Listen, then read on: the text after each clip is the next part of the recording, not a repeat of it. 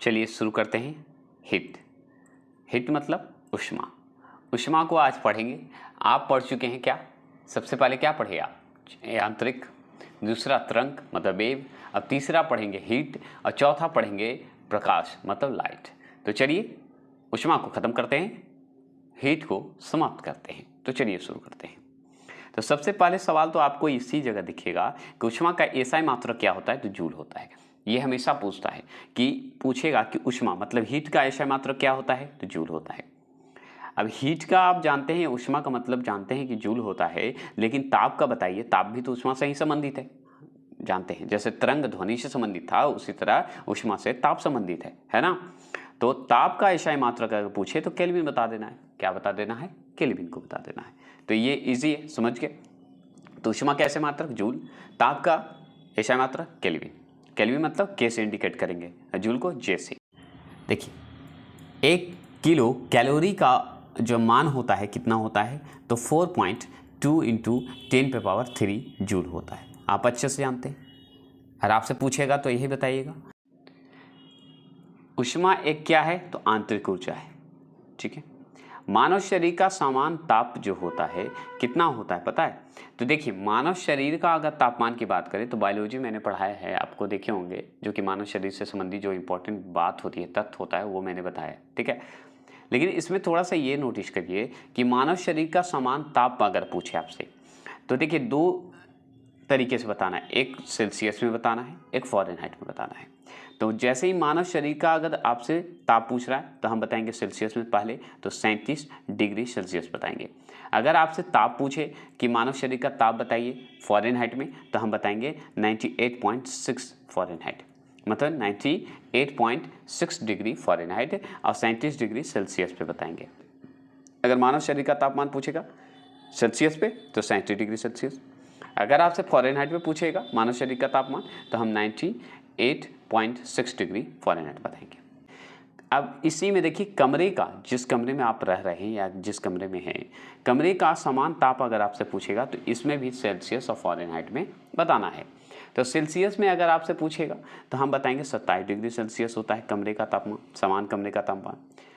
और फ़ारेनहाइट में पूछेगा तो हम बताएंगे 80.6 डिग्री फ़ारेनहाइट बताएंगे। तो ये कमरे का तापमान हो गया। अब आपसे पूछेगा कि सूर्य के ताप को किससे मापा जाता है? तो जैसे ही सूर्य की बात होगी, सन की बात होगी, उसकी ताप को मापने की बात, मतलब टेम्परेचर की बात करेगा, कि नापने की बात करेगा, तो हम उसे बोलते हैं, क्या बोलते हैं? पायरोमीटर। क्या बोला जाता है? पायरोमीटर बोला जाता है। ये समझ गए? आप स्पीड करके वीडियो को देख लीजिएगा, ठीक है। तो सूर्य के ताप को किससे मापा जाता है? तो पायरोमीटर से। आपसे पूछेगा विशिष्ट ऊष्मा का एसआई मात्रक।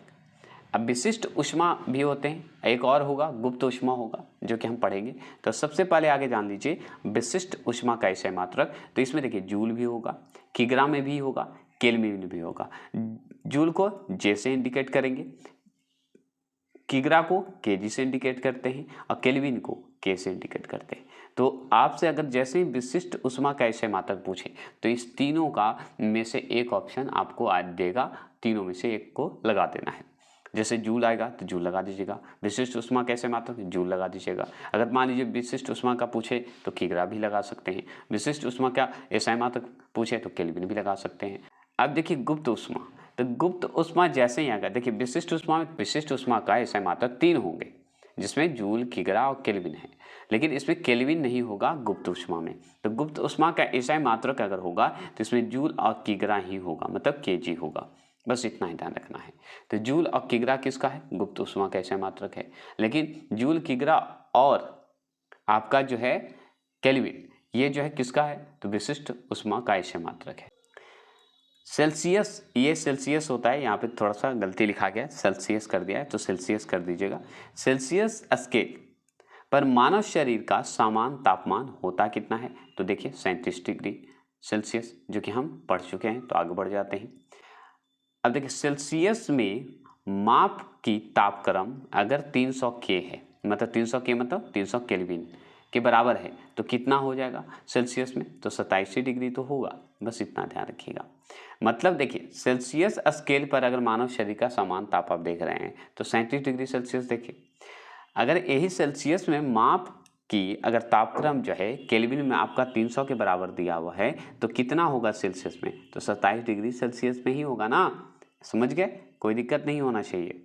ठीक है, पानी का घनत्व अधिकतम होता है कितना डिग्री सेल्सियस पर होता है, तो 4 डिग्री सेल्सियस पर होता है। सेल्सियस में पूछ रहा है, ठीक है। आगे चलिएगा तो हम बता देंगे केल्विन में क्या होगा कैसे होगा, ये हम पढ़ते चलेंगे। इसका स्पेशल वीडियो भी छोटा सा इसी में मतलब टेबल के रूप में बताया हुआ है, जो कि हम नीचे पढ़ेंगे। पानी का घनत्व अगर पूछे अधिकतम तो 4 डिग्री सेल्सियस बताइएगा। ठीक है, सेल्सियस में बताना है पानी का घनत्व का। 1 ग्राम वाले पदार्थ का तापमान जो है 1 डिग्री सेल्सियस के बदलने के लिए आवश्यक ऊष्मा की मात्रा को कहते हैं, क्या कहते हैं, विशिष्ट ऊष्मा कहते हैं। क्या कहते हैं, विशिष्ट ऊष्मा कहेंगे। तो आप अभी जस्ट पढ़े कि विशिष्ट ऊष्मा का सही मात्रक क्या होता है, जूल होता है, केजी होता है और केल्विन होता है। यह पढ़े कि नहीं पढ़े।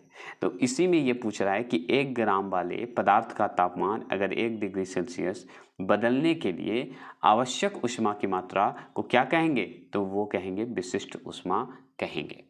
ठीक है, 1 ग्राम की अगर बात करेगा, 1 ग्राम वाले मान लीजिए ग्राम आप पदार्थ रखे हैं और तापमान को 1 डिग्री सेल्सियस पे बदलने की बात करेगा तो वो कौन सी ऊष्मा होगी, तो ये विशिष्ट ऊष्मा की मात्रा होगा। ठीक है, कोई दिक्कत नहीं।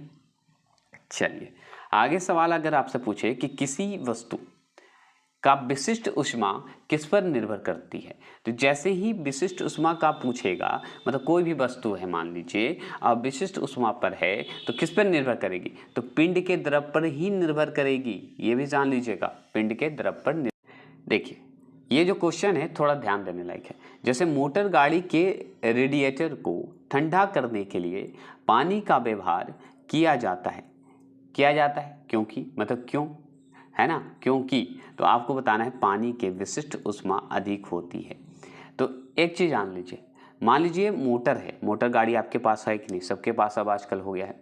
तो मोटर गाड़ी के रेडिएटर की बात करते हैं, मोटर गाड़ी में रेडिएटर होता है, को ठंडा करना होता है, रेडिएटर को ठंडा करना होता है। ठंडा करने के लिए क्या होता है, पानी का हम लोग उपयोग करते हैं, व्यवहार करते हैं। क्यों करते हैं, वही तो पूछ रहा है। तो इसलिए करते हैं क्योंकि पानी के विशिष्ट ऊष्मा अधिक होती है, इसलिए पानी का हम लोग व्यवहार करते हैं ठंडा करने के लिए। समझ गए होंगे। चलिए अब देखिए केल्विन की बात करते हैं। तो केल्विन जो है मान में मानव शरीर का सामान्य ताप कितना होता है, तो 310 केल्विन में होगा। सेल्सियस में तो आप पढ़ लिए, सेल्सियस में क्या पढ़े, मानव शरीर का तापमान, तो 37 डिग्री सेल्सियस। आपसे मानव शरीर का अगर आपसे पूछे, किस में पूछ रहा है, केल्विन में तो पूछा, फॉरेनहाइट में पूछा, तो कितना आप याद रखे, 98.6 डिग्री फॉरेनहाइट बोले। अब यही है कि मानव शरीर का केल्विन में पूछ दे तो क्या बताएगा, 310 केल्विन बताइएगा। तो तीनों का मैंने बता दिया, फॉरेनहाइट, सेल्सियस और केल्विन। तो केल्विन का जो हम नहीं पढ़े थे वो पढ़ लिए। तो 310 होता है सामान्य तापमान हमारे शरीर का, मतलब मानव शरीर का। केल्विन में पूछेगा तब बताइएगा। अब सवाल है कि वायुमंडलीय आर्द्रता मापने के लिए यंत्र होता है, क्या यंत्र होता है, हाइग्रोमीटर होते हैं। तो जैसे ही वायुमंडलीय आर्द्रता मापने की बात करेगा तो हम बोलेंगे हाइग्रोमीटर। क्या बताएंगे, हाइग्रोमीटर। ठीक है, डायरेक्ट पूछता है कि वायुमंडल की आर्द्रता कैसे मापिएगा, तो हम बताएंगे हाइग्रोमीटर से। ऐसे बोलेगा ना। सूर्य की ऊष्मा पृथ्वी पर कैसे पहुंचती है, तो विकिरण के कारण, विकिरण द्वारा, कोई दिक्कत नहीं है, बस आपको याद करना है विकिरण। ठीक है, तो सूर्य की ऊष्मा जो है पृथ्वी पर कैसे पहुंचती है, तो विकिरण के माध्यम से, विकिरण के द्वारा। ठीक है, एक ही है। अब जैसे देखिए बाहरी आवाज़ थोड़ी आएंगे, क्षमा चाहेंगे, नहीं तो वीडियो नहीं बन पाता है ना, तो क्षमा चाहेंगे, कोशिश कर रहा हूँ। देखिए तापमापी में पारे का प्रयोग किया जाता है क्योंकि गर्म होने पर अधिक फैलता है। तो जैसे ही तापमापी में पारे की बात करेंगे, पारे का प्रयोग करने की बात होगा क्योंकि गर्म होने पर अधिक फैलता है। ठीक है, गर्म होने पर अधिक फैल जाएगा।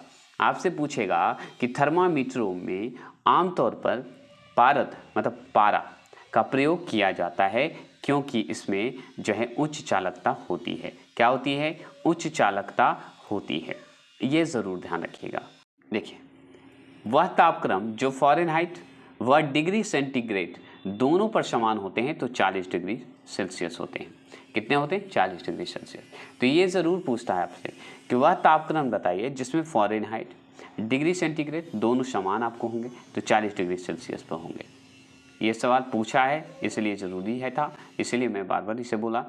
केल्विन तापमापी में बर्फ़ का गलनांक होता है, तो केल्विन में बताना है, बर्फ़ का गलनांक बताना है। तापमापी में अगर बर्फ़ का गलनांक अगर आपसे पूछे तो केल्विन में आपको बताना है, तो हम बताएंगे 273 केल्विन में होगा।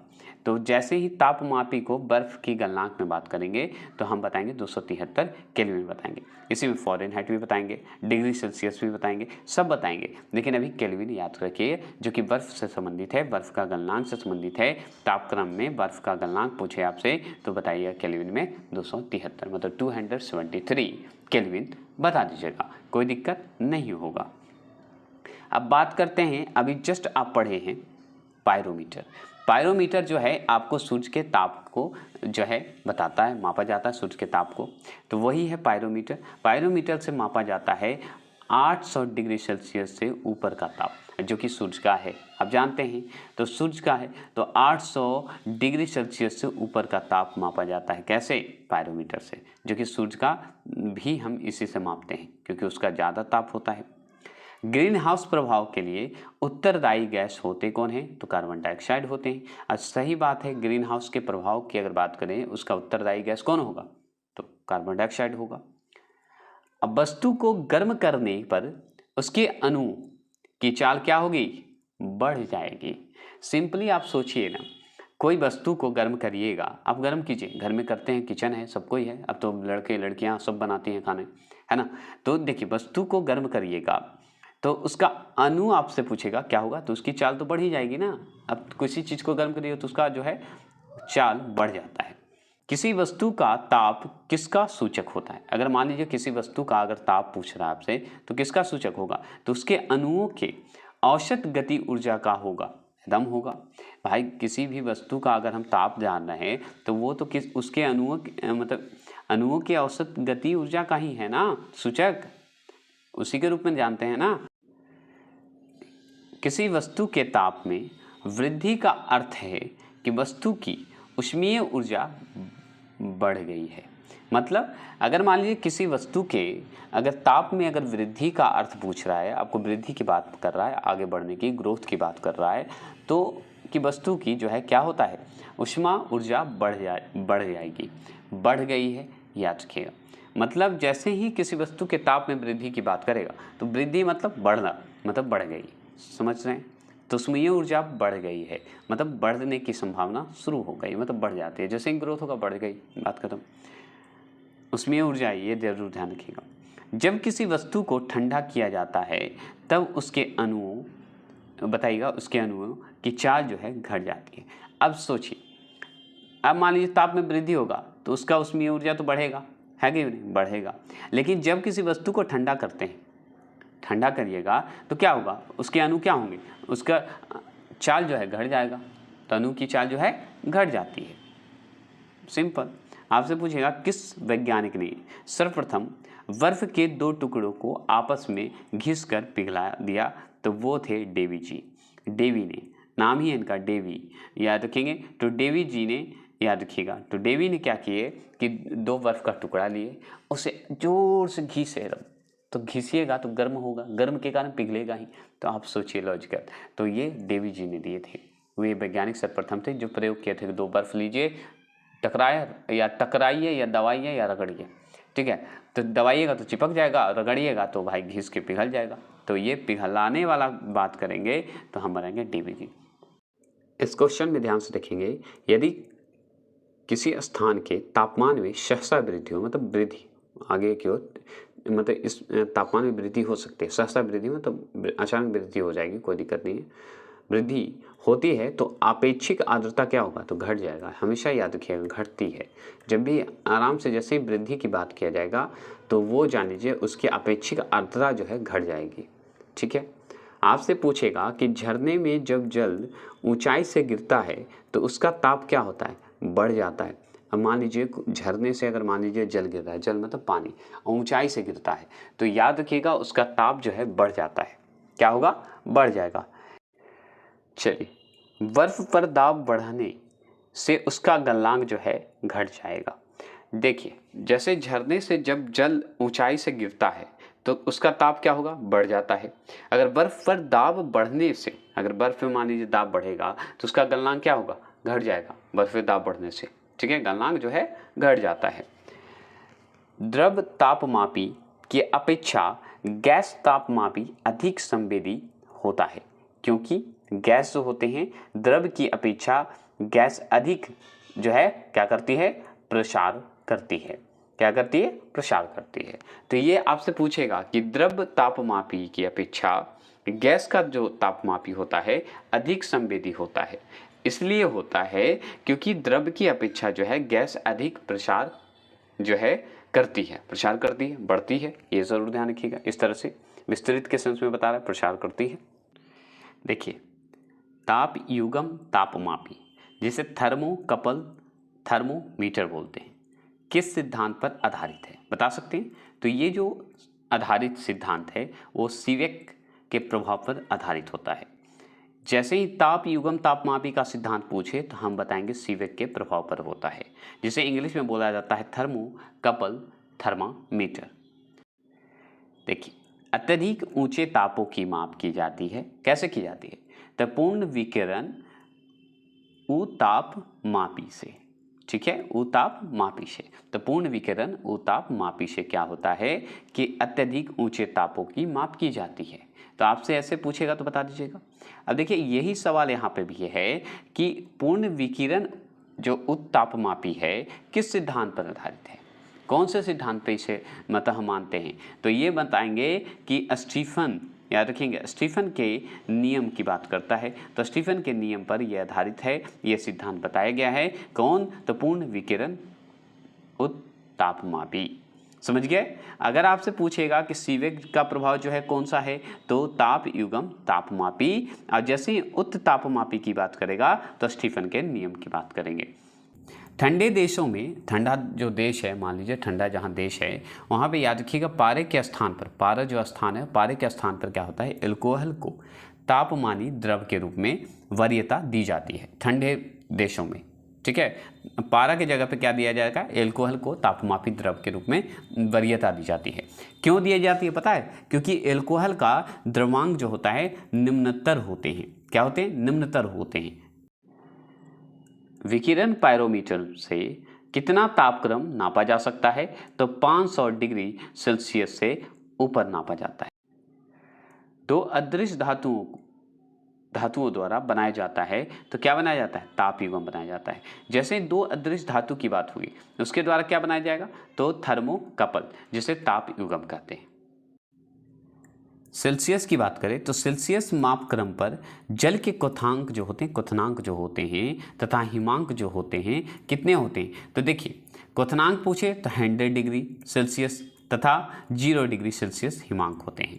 तो आपसे पूछेगा कि सेल्सियस पे जो होता है, सेल्सियस मतलब सी से इंडिकेट करते हैं, तो सेल्सियस माप क्रम को अगर जल का क्वथनांक पूछ रहा है, हिमांक पूछ रहा है, तो जल का क्वथनांक पूछे तो 100 डिग्री सेल्सियस और हिमांक पूछे तो 0 डिग्री सेल्सियस।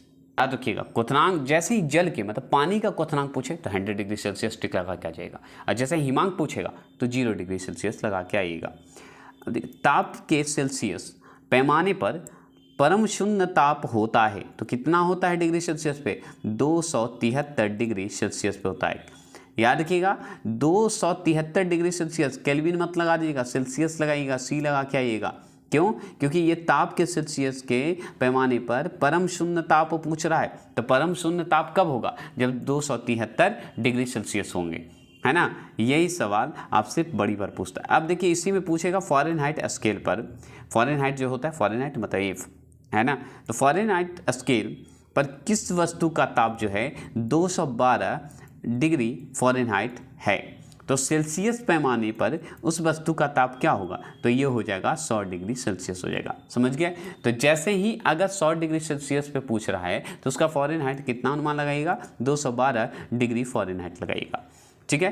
तो यही तो क्वेश्चन पूछ रहा है कि फ़ारेनहाइट स्केल पर अगर किसी वस्तु का ताप अगर पूछे कि 212 डिग्री फ़ारेनहाइट है तो सेल्सियस पैमाने पर क्या होगा, तो हम बताएंगे 100 डिग्री सेल्सियस होंगे। बस इतना ही ध्यान रखना है। अब इसी चीज़ को फिर से ध्यान रखिए, सेल्सियस पैमाने पर 0 डिग्री सेल्सियस है। मान लीजिए सेल्सियस पैमाने पर अगर पूछे 0 डिग्री सेल्सियस है तो फ़ारेनहाइट स्केल में कितना डिग्री के बराबर होगा, तो ये बताइएगा 32 डिग्री सेल्सियस के बराबर होगा। किस पे? Fahrenheit scale. देखिए इस जगह पे जो हुआ है थोड़ा सा देखिएगा, फ़ारेनहाइट स्केल पर कितना डिग्री के बराबर होगा, तो 32 डिग्री के बराबर होगा। डिग्री में बताना था, 32 डिग्री फ़ारेनहाइट बताना था। यहाँ पे सी लिख दिया है, सी नहीं लिखना चाहिए था, लेकिन सी लिख दिया है तो ध्यान रखना होगा। मानव शरीर का तापमान जो है फ़ारेनहाइट पे अगर पूछे तो 98.6 डिग्री फ़ारेनहाइट होता है। ये जो आप देख रहे हैं, तो मानव शरीर का तापमान फ़ारेनहाइट पे तो आप जान गए है। तो सेल्सियस स्केल पर कितना होगा, तो 37 डिग्री सेल्सियस होगा। बस खत्म। तो ये एफ है, ये ध्यान रखिएगा, ये गलत है, यहाँ पे सी लिख दिया है, एफ होता है।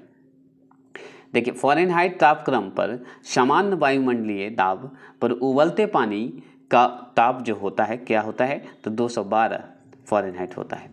ठीक है, आप जान गए 212 डिग्री फ़ारेनहाइट होता है। तो यही तो पूछ रहा है कि फ़ारेनहाइट तापक्रम जो है, फ़ारेनहाइट मापक्रम पर अगर समान वायुमंडलीय दाब है तो दाब पर अगर जो उबलता पानी है उसका ताप कितना होगा, तो ये जो पानी जो उबलता है वो होता है 212 फ़ारेनहाइट होता है। ठीक है, किस बिंदु पर फ़ारेनहाइट तापक्रम सेंटीग्रेड तापमान का दुगना होता है, तो हम मानते हैं 160 डिग्री फ़ारेनहाइट पर होता है। ठीक है, अगर मान लीजिए कौन सी ऐसी बिंदु है, मतलब किस बिंदु पर अगर बात करें कि फ़ारेनहाइट जो तापक्रम है सेंटीग्रेड तापमान का दुगना होगा, तो वो बताएंगे 160 डिग्री फ़ारेनहाइट पर होगा। ठीक है,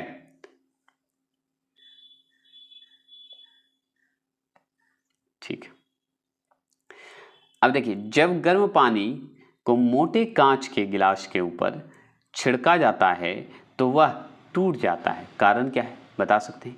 तो अचानक ही गिलास विस्तृत हो जाता है, इसलिए वो टूट जाता है। अब मान लीजिए गर्म पानी है, ठीक है, आप बहुत ज़्यादा गर्म पानी रखे हुए हैं और उसे मोटे कांच पे आप छिड़क दीजिए तो वो टूट जाएगा। क्यों टूटेगा? क्योंकि अचानक ही गिलास का जो है विस्तृत हो जाता है, विस्तारित हो जाता है। समझ गए? यही तो बोल रहा है।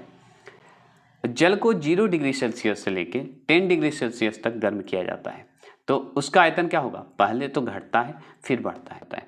मान लीजिए 0 डिग्री से 10 डिग्री तक आप गर्म करते हैं, ठीक है, और गर्म करिएगा तो उसका आयतन क्या होगा? तो पहले तो घटेगा फिर बढ़ता है। ये जरूर ध्यान रखिएगा, पहले घटेगा फिर बढ़ेगा।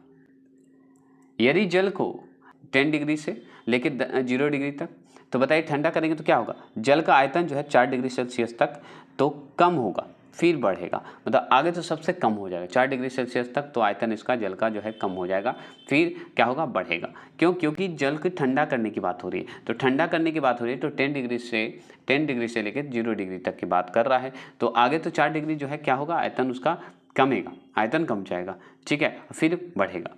तो ये आयतन की बात हो रही थी। अब इसमें भी उसका आयतन पूछ रहा है, तो पहले घटेगा फिर बढ़ेगा, इसमें भी है। तो वही तो सेम है, बस 4 डिग्री जो है कम जाता है। तो ये आए चाहे ये ऑप्शन है, एक ही है, बस अंतर क्या है कि गर्म की बात करेगा तो पहले घटेगा फिर बढ़ेगा, और जैसे ही ठंडा की बात करें तो याद रखिए जल का आयतन जो है 4 डिग्री आगे तो कमेगा फिर बढ़ेगा। ठीक है, बस इतना ही अंतर है और इसे आपको पकड़ना है। देखिए, साइकिल के ट्यूब अधिकांशतः गर्मियों में क्यों फट जाते हैं, बता सकते हैं? तो सिंपल, आप साइकिल चलाते होंगे, अचानक गर्मी में क्या होता है? ट्यूब फट जाता है। तो गर्मी के कारण ट्यूब में जो होता है बढ़ जाता है, दबाव कहिए बढ़ जाएगा। क्या बढ़ेगा? दबाव जो है बढ़ जाता है। अब सोचिए, दबाव बढ़ेगा ही, है ना, इसी कारण फट जाता है। शीशे की छड़ जब भाप में रखी जाती है तो इसकी लंबाई जो है बढ़ जाती है, परंतु चौड़ाई क्या होगा? अव्यवस्थित होती है, मतलब चौड़ाई नहीं बढ़ती है, लंबाई बढ़ जाएगा। क्योंकि आप शीशे के छड़ में अगर जब भाप में रखा जाएगा शीशे का छड़, तो आप जानते हैं उसकी लंबाई बढ़ जाती है, चौड़ाई का कोई गारंटी नहीं है, अव्यवस्थित रहता है। देखिए, लोलक घड़ी गर्मियों में सुस्त क्यों चलती है? लोलक घड़ी को देखिएगा गर्मियों में सुस्त हो जाता है। क्यों होता है? क्योंकि लोलक की लंबाई बढ़ जाती है, इसीलिए जो है आपका स्लो चलता है। जमी झील के अर्ध स्रोत जमी झील के अर्ध स्रोत में जल का तापमान होगा 4 डिग्री सेल्सियस। कितना होगा? 4 डिग्री सेल्सियस होगा। तो जमी झील के अर्ध स्रोत की बात करेगा, अर्ध स्रोत की, तो उसका तापमान 4 डिग्री सेल्सियस होगा। जब किसी बोतल में पानी भरा जाता है, जब किसी बोतल में पानी अगर भरिएगा और उसे जमने दिया जाता है, मतलब जमने के लिए दीजिए, मान लो फ्रिज में दे दीजिए, तो बोतल टूट जाती है। क्यों टूट जाती है? क्योंकि पानी जमने पर फैलता है। क्या फैलता है? बोतल फैलता है, इसलिए फट जाता है। आप सोचिए ना, घर में फ्रिज है, अब फ्रीजर में आप रख दीजिए, फ्रिज के फ्रीजर में रख दीजिए, अब सुबह आप निकालिए, रात में रखिए, सुबह निकालिए, देखिएगा फट जाएगा। क्यों फट जाता है? क्योंकि उसका जो है पानी जमने पर जो है फैलता है, बस यही कारण है, इसलिए फट जाता है, मतलब बोतल टूट जाती है। अब देखिए, अत्यधिक शीत ऋतु में पहाड़ों पर पानी की पाइप लाइन फट जाती है। इसका कारण क्या है? अत्यधिक शीत ऋतु में जब जाइएगा ना, पहाड़ की ओर जाइएगा, तो वहाँ पे पाइपलाइन फटा रहेगा। क्यों रहता है? क्योंकि पाइप में पानी जमने पर फैल जाता है। अब शीत ऋतु में क्या होगा? पाइप जम जाता है, पाइप जमने के कारण जो है क्या होगा? फटने की संभावना तो बढ़ ही जाती है। बस इतना ही ध्यान रखना है, ठीक है। 2 रेल पटरियों के मध्य, ठीक है, जोड़ पर एक छोटा सा स्थान क्यों छोड़ा जाता है? क्योंकि धातु गर्म होने पर फैलती है तथा ठंडी होने पर सिकुड़ती है, मतलब संकुचित होती है, ठीक है। ये जरूर ध्यान रखिएगा। तो आप सोचिए ना, रेल की पटरी जाइए, रेल की पटरी पे घूमिए, जो घूम रहे होंगे, रेल की पटरी पे जैसे जाइएगा तो उसके बीच में एक मध्य में जोड़ा बना रहता है, छोटा छोटा सा स्थान छोड़ा रहता है। क्यों? क्योंकि वो जो धातु गर्म होने पर क्या होगा कि फैलेगा और ठंडी होने पर सिकुड़ेगा, मतलब संकुचित हो जाएगा। बस यही कहना चाह रहा है, ठीक है। आपसे पूछेगा कि उष्मा के संरचना की, ठीक है, उष्मा के संरचना की किस विधि में पदार्थ के अणु एक स्थान से दूसरे स्थान तक स्वयं नहीं जाते? तो वो होता है चालन के द्वारा नहीं जाते, ठीक है। तो ये चालन के द्वारा होता है। तो जैसे ही आपसे पूछे कि उष्मा के संरचना की किस विधि में पदार्थों के अणु एक स्थान से दूसरे स्थान तक स्वयं नहीं जाते, तो वो चालन द्वारा नहीं जाते। बस यही तो बोल रहा है। द्रव और गैस, देखिए द्रव है और गैस में ऊष्मा का जो है स्थानांतरण किस विधि द्वारा होता है? तो संवहन द्वारा होता है, संवहन द्वारा होता है। और ये इंपॉर्टेंट है। गैस और द्रव की अगर बात करें, ऊष्मा का स्थानांतरण जो होता है, द्रव और गैस में अगर पूछे, ऊष्मा का जो है स्थानांतरण जो होता है किस विधि पर होता है? संवहन के कारण होता है। देखिए, कमरे को ठंडा किया जाता है, तो कमरे को जो है, कमरे को ठंडा करने की बात होगी तो वो हम बोलेंगे संपीड़ित, जो याद रखिए संपीड़ित गैस छोड़कर होता है। तो संपीड़ित गैस छोड़ दीजिए, कमरे को ठंडा किया जा सकता है, याद रखेंगे। विद्युत केतली में पानी किस कारण जो है गर्म होता है? तो संवहन के कारण ही तो गर्म होता है, ठीक है। ठंडा करना जाए तो संपीड़ित गैस छोड़ा जाता है, कमरे को ठंडा करना हो। अगर विद्युत केतली की बात किया जाए में पानी को किस कारण गर्म होता है? तो संवहन के कारण गर्म होता है, ठीक है।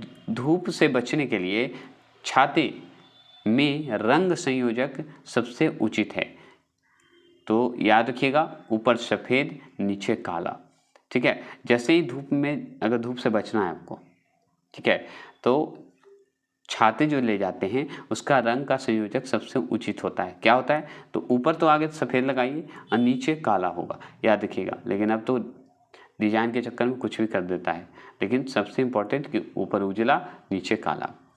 बर्फ को बुरादे में पैक क्यों किया जाता है? तो बुरादा उष्म का कुचालक होता है, इसलिए बुरादे में पैक किया जाता है।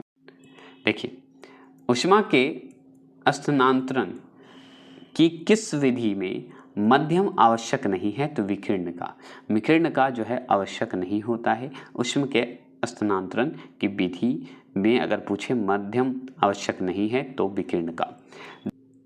धातु की चायदानियों में, धातु की चाय मतलब चाय बनाते हैं जिसमें, उसमें क्या होता है कि लकड़ी के हैंडल क्यों लगे होते हैं? क्योंकि लकड़ी जो है ऊष्मा का कुचालक होता है, ठीक। आपसे पूछे किस विधि से ऊष्मा स्थानांतरण को कम करने के लिए थर्मस जो है फ्लैक्स की दीवारों पर कलाई की जाती है? तो विकिरण के कारण। सबसे ऊष्मा का सबसे अच्छा चालक कौन है? तो चांदी है, क्या है? चांदी है। तो ये इंपॉर्टेंट है। बोलोमीटर एक यंत्र है जो मापता है, क्या मापता है? ऊष्मीय विकिरण मापता है। देखिए, कमरे में रखे रेफ्रिजरेटर का दरवाजा खोल दिया जाता है तो कमरे का ताप क्या होगा? बढ़ जाएगा। जैसे जैसे खुलेगा तो कमरे का जो है ताप क्या होगा? बढ़ जाएगा। ठीक है, ये जान के खाना पकाने के बर्तनों के नीचे, खाना पकाने वाला बर्तन देखिए, उसके नीचे जो है बाहरी हिस्से काला क्यों छोड़ा जाता है? क्योंकि इसलिए छोड़ा जाता है कि काली सतह ऊष्मा की अच्छी अवशोषक होती है। तो काली जो सतह होती है ऊष्मा की अच्छी अवशोषक होती है, इसलिए ये लगाया जाता है। आणविक संगठन के द्वारा ऊष्मा का संप्रेषण क्या कहलाता है? संवहन कहलाता है। ये भी आपसे पूछेगा। सूर्य विकिरण का कौन सा भाग सोलर कुकर को गर्म कर देता है? तो हम जानते हैं अवरक्त किरणें। अवरक्त किरणें ही काम क्या करता है? सूर्य का जो है विकिरण का जो है अवरक्त किरणें क्या है? अवरक्त किरणें का जो भाग है वो सोलर कुकर को गर्म कर देता है। ठीक है। शीतकाल में कपड़े हमें गर्म रखते हैं। क्यों रखते हैं? क्योंकि शरीर की ऊष्मा को बाहर जाने से रोक देता है, इसलिए शीतकाल में कपड़े जो है, शीतकाल का जो कपड़ा होता है वो हमें गर्म रखता है। सुबह का सूरज इतना गर्म नहीं होता जितना दोपहर का होता है, क्योंकि सुबह के समय सूरज की किरणों को अंतरिक्ष में अधिक दूरी तय करनी पड़ती है। बस ये जरूर ध्यान रखिएगा। ग्रीष्म काल में हमें सफ़ेद वस्त्र धारण करने की सलाह दी जाती है, क्योंकि सफ़ेद वस्त्र ताप का कम अवशोषक रहता है। क्या करता है? कम अवशोषण करता है, कम अवशोषक रहता है। ये जरूर ध्यान रखिएगा। तो कम अवशोषण करेगा, सफ़ेद वस्त्र जो है ताप का जो है कम अवशोषण करता है। देखते हैं, तो सफ़ेद कपड़े पहनने को बोलता है ग्रीष्म काल में। सफ़ेद कपड़े पहनिए तो गर्मी कम लगेगा। ऊनी कपड़े सूती वस्त्रों की अपेक्षा गर्म होती है, क्योंकि ताप के अच्छी रोधक होता है, मतलब हमारी बॉडी से जो ताप जाता है बाहर उसे रोक देता है। गर्म मौसम में पंखा चलाने से आराम महसूस होता है, क्योंकि पसीना तेजी से वाष्पीकृत होती है, मतलब गायब होने लगती है। एक टेबल पंखे को बंद कमरे में चलाने पर कमरे की हवा क्या होगी? गर्म होगी। है, सही बात है। एक टेबल पंखे को अगर मान लीजिए बंद कमरे में चलाइएगा ना तो गर्म होगा। यह अच्छे उत्सर्जक, अच्छे अवशोषक होते हैं। यह नियम क्या है? तो किरचॉफ का नियम है। क्या है? किरचॉफ का नियम है। तो किरचॉफ का नियम क्या है? तो ये अच्छे उत्सर्जक, अच्छे अवशोषक का नियम है। याद रखिएगा, किरचॉफ दिए हैं। देखिए, किसी कृष्णिका के एकांक पृष्ठ क्षेत्रफल से प्रति सेकंड उत्सर्जित विकिरण ऊर्जा उसके परम ताप के चतुर्थ घात के अनुकूपाती होता है। यह नियम जो है स्टीफन का नियम है। किसका है? स्टीफन का नियम है। देखिए, स्टीफन का विकिरण नियम जो है क्या है? E-T4 है। ठीक है, ऐसे याद रखेंगे। E-T4 रखिएगा। देखिए, लिखा हुआ है कि किसी वस्तु के ठंडे होने की दर वस्तु तथा उसके चारों ओर के मध्यम के तापांतर के जो है अनुकनुपाती होती है। यह नियम जो है न्यूटन का शीतलन नियम होता है। ठीक है, आप जान गए। चलिए, यहाँ पे देखिए, निम्न तापी इंजन का अनुप्रयोग होता है रॉकेट प्रौद्योगिकी में। फर्स्ट पढ़ेंगे, निम्न तापी परीक्षण किस ताप पर जो है किया जाता है? तो -196 डिग्री सेल्सियस पे किया जाता है, मतलब 196 डिग्री सेल्सियस पे करते हैं। किसी ठोस पदार्थ के बिना द्रव में बदले सीधे वाष्प अवस्था में परिवर्तित होने को कहते क्या हैं? तो याद रखिए, ऊर्ध्वपातन कहते हैं। ऊर्ध्वपातन कहा जाता है। ठीक है। देखिए, जिस ताप पर कोई ठोस पदार्थ ऊष्मा पाकर द्रव में परिणित होता है कहलाता क्या है? तो गलनांक कहलाएगा। अब सिंपल बात है, जैसे ही कि मान लीजिए जिस ताप पर अगर कोई ठोस पदार्थ है ऊष्मा पाकर द्रव में परिणित होता है, पिघल जाएगा, तो वो गलनांक ही तो कहलाएगा, है ना। अब द्रवों को मिलाने से गलनांक पर क्या प्रभाव पड़ता है? तो घटता है। जिस ताप पर कोई द्रव जो है ऊष्मा पाकर वाष्प में बदलता है कहलाता क्या है? क्वथनांक कहलाता है। अब ये सिंपल देखिए, गलनांक और क्वथनांक इंपॉर्टेंट है, सुन लीजिए। तो ठोस पदार्थ पर अगर मान लीजिए है, ठोस पदार्थ पर ऊष्मा पाकर अगर हो जाए, द्रव में परिवर्तित हो जाए, परिणित हो जाए, तो गलनांक कहलाएगा। अब ऐसे ही जो कि द्रव ऊष्मा पाकर जो है वाष्प में बदल जाता है, वो क्वथनांक होगा। अब सोचिए, द्रव को वाष्प में बदल दीजिए तो क्वथनांक हो गया। अब ऊष्मा को, मतलब ठोस पदार्थ को अगर द्रव में करिएगा तो गलनांक हो गया, है ना। पिघल गया तो गलनांक, और उड़ गया तो क्वथनांक। याद हुआ कि नहीं? कैसा लगा ट्रिक, ये बताएंगे। चलिए, जब पानी में नमक मिलाया जाता है तो परिवर्तन होता है। तो जैसे ही नमक में पानी मिलाइए ना, सोचिए ना, मिलाइए, क्यों, क्या होगा, तो क्वथनांक बढ़ता है और जमाव जो है बिंदु घट जाएगा। जैसे ही नमक में पानी मिलाए, पानी में मतलब नमक मिला दीजिए, नमक में पानी नहीं, पानी में नमक मिला दीजिए, तो आप याद रखिएगा क्वथनांक इसका बढ़ जाता है और लेकिन जमाव बिंदु घटता है। ठीक है, जमाव जो बिंदु होता है वो घटता है। ठीक है, तो पहाड़ों पर अगर पूछे कि पानी किस तापमान पर उबलने लगता है, तो 100 डिग्री सेल्सियस से कम पे उबलने लगता है। द्रव से वाष्प में पदार्थ के अवस्था परिवर्तन को कहते क्या हैं, वाष्पन कहेंगे। जैसे ही द्रव से वाष्प में अगर पूछे कि पदार्थ के अवस्था परिवर्तन होता है तो कहते क्या हैं, तो वाष्पन कहेंगे। अगर पूछे ठोस से द्रव में जो है पदार्थ की अवस्था परिवर्तन हो तो गलन कहेंगे, मतलब गलनांक कहेंगे। तो इसे वाष्पन कहेंगे, इसे गलन कहेंगे। ठीक है, जो कि क्वथनांक और गलनांक हम पढ़े हैं, यही से संबंधित है, समझिए इसी को कहते हैं। अब सोचिए ना, द्रव से वाष्प बनेगा तो वाष्पन होगा ना, क्वथनांक ही होगा ना, और ठोस से द्रव बनेगा तो गलनांक ही होगा ना, गलन होगा। देखिए, दाब बढ़ने से किसी द्रव का क्वथनांक क्या होगा, बढ़ेगा ही। अगर मान लीजिए दाब बढ़ेगा ना तो क्वथनांक जो है इसका जो है क्या होगा, बढ़ेगा ही। ठीक है, द्रव का क्वथनांक बढ़ेगा, ये जरूर ध्यान रखिएगा। वह ताप जिस पर बर्फ, पानी और वाष्प संतुलन में रहता है कहलाता क्या है, पता है, त्रिक बिंदु कहलाता है। त्रिक बिंदु कहेंगे जिसमें पानी बर्फ है, पानी है, वाष्प संतुलन में रहे। ठीक है, कंट्रोल में रहे एक तरह से। पानी का त्रिगुणात्मक बिंदु जो होता है, बताइएगा, ट्रिपल पॉइंट बताइएगा, होता है कितना, तो केल्विन में बताना है, 273.16 केल्विन होगा। तो पानी का त्रिगुणात्मक अगर बिंदु पूछे तो हम बताएंगे 273.16 केल्विन बताएंगे। देखिए, चावल को पकाने में अधिक समय लगता है, कहाँ लगेगा, तो एवरेस्ट पे रहिएगा ना तो चावल को पकाने में अधिक समय लगेगा ही। अगर आपसे पूछे कि किसी पहाड़ी की चोटी पर जल अपेक्षाकृत कम ताप पर ही उबलने लगता है क्योंकि वायुमंडलीय दाब कम रहता है, इसलिए, ये सिंपल, बहुत बार पढ़ चुके हैं। तेज हवा वाली रात्रि में ओस नहीं बनती क्योंकि वाष्पीकरण की दर तेज होती है, इसलिए क्या होता है, तेज हवा में आपको ओस नहीं गिरेगा, तेज हवा नहीं है तो ओस तो गिरेगा। ठोस कपूर से कपूर वाष्प बनाने की प्रक्रिया को कहते क्या है, पता है, ऊर्ध्वपातन कहेंगे। ऊर्ध्वपातन, ऐसे ऊर्ध्व नहीं बोला जाता है, ऊर्ध्वपातन बोला जाता है बस। मिट्टी के घड़े में किस क्रिया के कारण जल ठंडा रहता है, तो वाष्पीकरण के कारण ही तो जल ठंडा रहता है।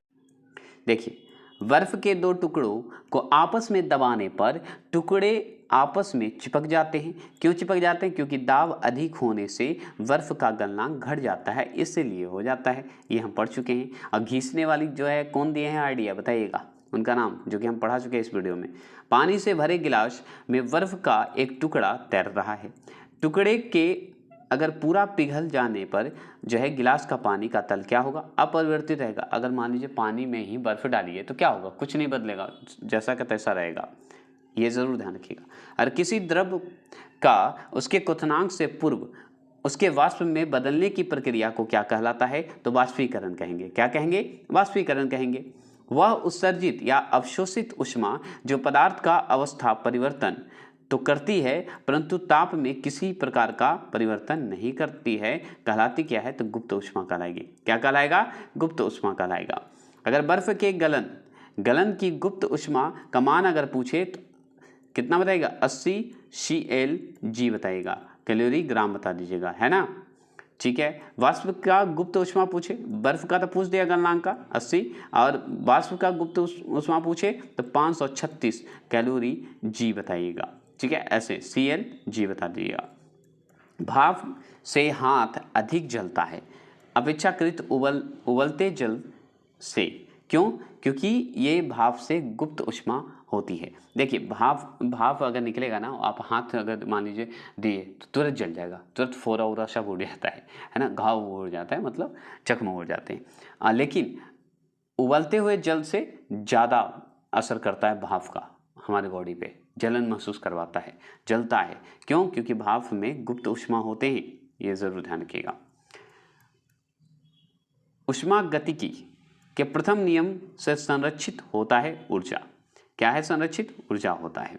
आंतरिक ऊर्जा की संकल्पना ऊष्मागतिकी के किस नियम से मिलती है, तो प्रथम नियम से ही तो मिलती है ना, प्रथम नियम से मिलता है।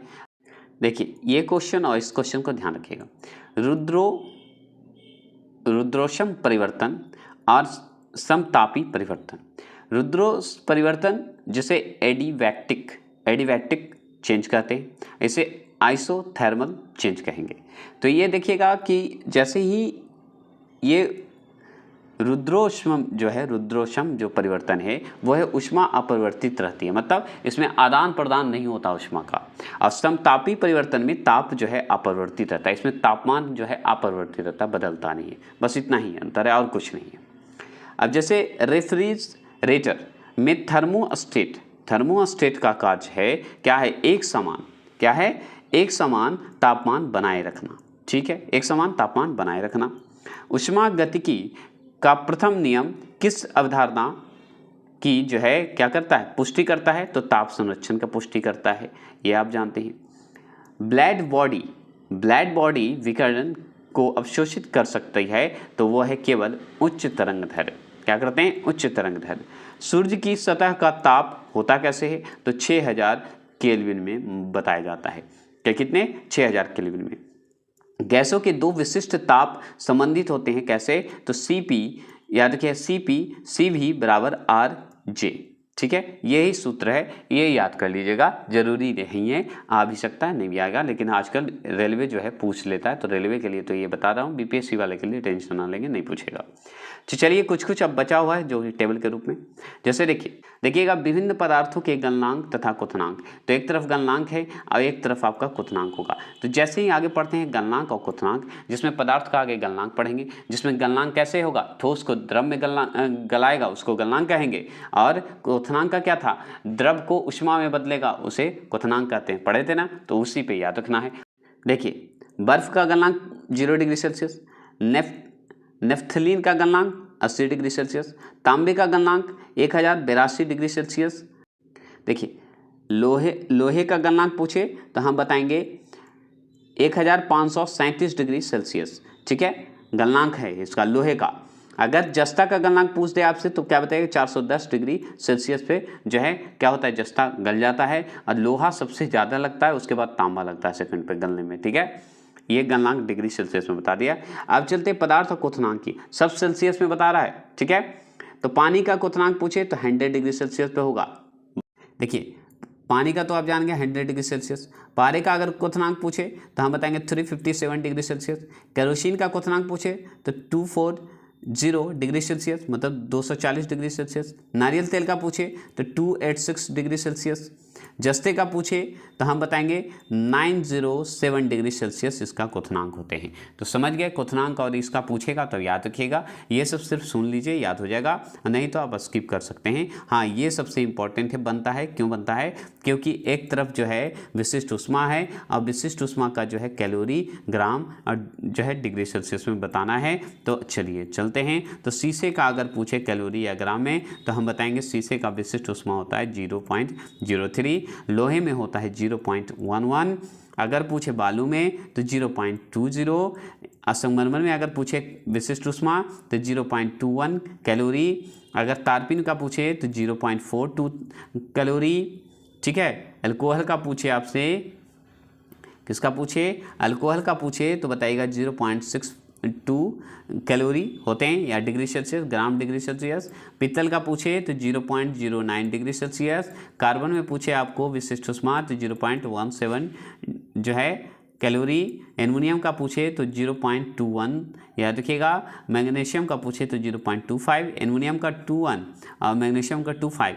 ठीक है, अब बर्फ का पूछेगा तो हम बताएंगे 0.50 और पानी का पूछे तो 1। इसी का जो है पानी का जो है 1 होता है कैलोरी, याद रखिएगा विशिष्ट ऊष्मा की बात करेगा तो। चलिए देखिए ध्यान से सुनिएगा, ये बहुत इंपॉर्टेंट है, बहुत बार पूछा हुआ प्रश्न है। NTPC वाले ज़्यादा ध्यान रखेंगे और बिहार SSC वाले, और BPSC वाले चाहें तो देख सकते हैं इसे, नहीं तो स्किप कर सकते हैं, हो सकता है ना पूछे। तो देखिएगा, याद रखिएगा, कुछ पदार्थों के रेखीय प्रसार मतलब रेखीय के विस्तार, मतलब इसमें परिवर्तन हो सकते हैं। तापमान में परिवर्तन की बात करता है, तापमान की चेंज की बात करता है, इसी तरह की बात करता है। जैसे कि रेखीय प्रसार गुणांक पूछ रहा है, तो गुणांक पूछ रहा है तो हम जानते हैं इसमें परिवर्तन तो कुछ होगा ही ना। तो कैसे? तो जैसे देखिए धातु है, धातु में परिवर्तन तो कुछ होगा, तो इसका रेखीय प्रसार गुणांक कितने होंगे। तो इस्पात में अगर पूछेगा तो आप बताइएगा। तो एक चीज़ ध्यान रखिएगा, ये जो आप देख रहे हैं ना, एक मिनट, ये जो आप देख रहे हैं हैं ये सब पे 10 पे पावर जो है -6 घातांक लगेंगे। मतलब 10 पे पावर -6 जो आप देख रहे हैं वो सारे घातांक है -6। तो याद रखिएगा ये तो फिक्स है आपका। तो आप जैसे ही रेखीय प्रसार पूछेगा तो ये चीज़ आप लास्ट वाला याद रखिएगा। बस आपको चेंज क्या करना है, तो इस्पात में कितना है तो 11, शीशे में कितना है तो 29, तांबे में कितना है 17, और पीतल में कितने हैं तो 19, और एल्युमिनियम में 23, कांचे में 9, और पायरेक्स में जो है 3 है। क्या है ये, तो ये सब जो है रेखीय प्रसार गुणांक हैं। तो कैसे याद करिएगा, तो इस्पात का अगर पूछे तो 11 गुने 10 पे पावर -6, शीशे में पूछे तो 29 गुने 10 पे पावर 6 -6 याद रखिएगा। तांबे में पूछे तो 17 गुने 10 पे पावर -6, पित्तल का पूछे तो याद रखिएगा 19 गुने 10 पे पावर -6, एल्युमिनियम का पूछे प्रसार रेखीय प्रसार तो 23 गुना 10 पे पावर -6 है ना, पावर है ना, याद रखेंगे। साधारण कांच की बात करें तो ऐसे भी बोल सकते हैं कि 9 गुने 10 पे जो है माइनस घातांक है 6, ठीक है। ये भी पूछेगा कि पायरेक्स कांच जो होते हैं तो 3 गुने 10 पे पावर -6 याद रखिएगा। तो ये है आपका रेखीय प्रसार, जो कि ये जो है परिवर्तन होते हैं, तापमान में परिवर्तन होते हैं उस हिसाब से। मतलब धातु की अगर बात करें तो उसका रेखीय प्रसार गुणांक पता है कि इसकी लंबाई चौड़ाई जैसे भी बोले इस सेंस में ही कहा जाता है उसे। तो ये उतना जानने की आवश्यकता आपको नहीं है कि रेखीय प्रसार का मतलब क्या होता है, बस इतना जानिए कि रेखीय प्रसार का गुणांक आपसे पूछता है तो इस बात का पूछेगा। रेखीय गुणांक लिखा रहेगा रेखीय गुणांक, ठीक है। तो आप याद रखिए, यहाँ पे देखिए रेखीय प्रसार भी है और रेखीय विस्तार भी दे देगा प्रसार की जगह पे, तो यही बस ध्यान रखना है।